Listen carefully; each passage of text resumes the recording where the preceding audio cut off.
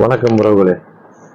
இப்போ அஜித்குமார் படுகொலையில பல உண்மைகள் வெளியில வந்துகிட்டு இருக்கு.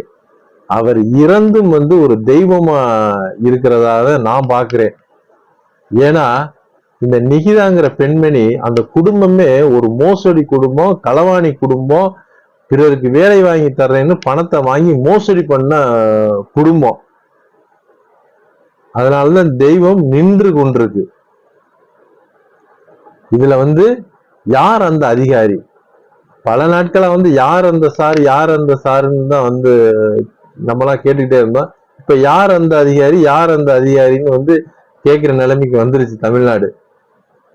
ஒரு பொம்பளை சொல்லி ஒரு பெண் சொல்றாங்க அப்படின்றதுக்காண்டி இவ்வளவு கொடூரமான கொலைகளை செய்யற அளவுக்கு கீழ்த்தரமா போயிருக்கு காவல்துறை. எல்லாரையும் நம்ம சொல்லிட முடியாது. ஒரு சில பேர் செய்யறதுனால எல்லாருக்கும் அந்த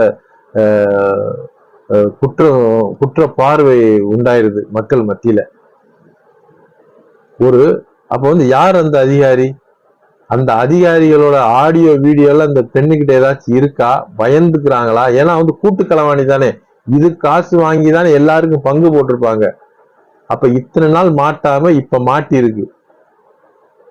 உண்மையிலே மடப்புறம் காளியம்மா மிகவும் சக்தி வாய்ந்த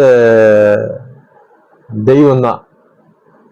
இதற்கு மேல இந்த பொம்பளைங்களை விட்டா பல பேர் குடும்ப நாசமாயிரும் தான் அதோடைய சன்னதியிலேயே அதுக்கு தண்டனை இப்ப வழங்கிருச்சு.